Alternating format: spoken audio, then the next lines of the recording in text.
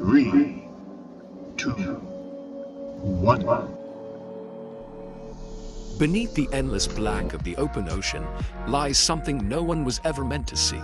A city, perfectly aligned, block by block, as if designed by a god, or something else entirely.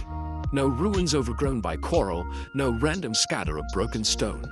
Instead, a chessboard, a grid of streets and squares, stretching far beyond the reach of light. And the deeper you look, the more it feels like the ocean itself is trying to hide it. It began in 1997, when a Japanese deep-sea mapping vessel was charting the Pacific floor off the coast of Micronesia. What they expected to find was sand, rock, and the scars of ancient volcanic eruptions. What they found instead was geometry. Perfect geometry.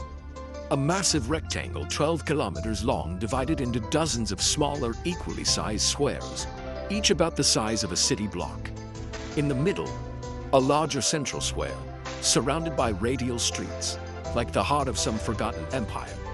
The crew at first thought it was a mapping glitch, but repeated passes over the site produced the same pattern. And when a submersible was finally sent down, they found stone. Massive, cut slabs forming roads, foundations, and walls, all too precise to be natural. Historians scrambled to explain it. Some claimed it was the last remnant of Lemuria, the mythical continent said to have vanished beneath the waves. Others pointed to ancient Micronesian legends of the King's Squares, a land ruled by gods, where streets were straight as the horizon and the ground echoed with music when you walked. These stories always ended the same way, with the city sinking into the sea during a night of fire and thunder. Within months of the discovery, the area was declared a restricted research zone by several Pacific nations. Fishermen who sailed too close reported being chased away by unmarked ships. Satellite imagery of the region began to blur the exact coordinates.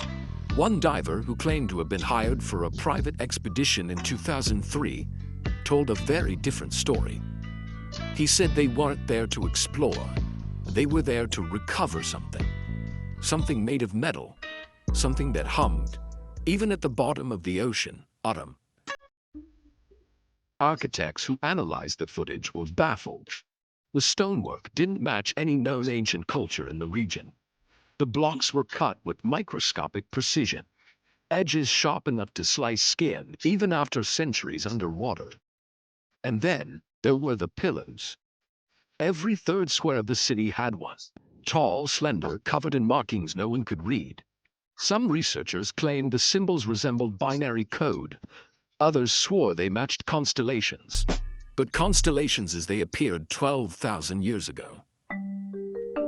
Not all who visited returned unchanged. Several divers spoke of hearing voices through their comms, voices that spoke in languages they didn't know, but somehow understood. One described seeing lights move through the streets below like lanterns drifting without carriers. Another claimed that when he touched one of the central stones, his dive computer displayed a date, thousands of years before the rise of any known civilization. Go back. By the late 2000s, the chessboard city had vanished from scientific journals.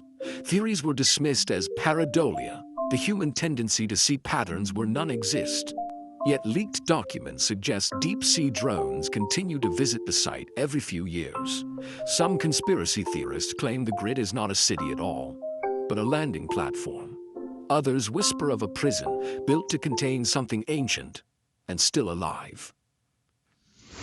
We like to think we know our planet, that every ocean trench, every island, every coastline has been mapped, measured, and explained. But there are places the sea keeps for itself. Places where the floor is laid like a game board, and the game is still being played. The chessboard city waits in silence, somewhere in the dark, and maybe it's waiting for us to make our next move.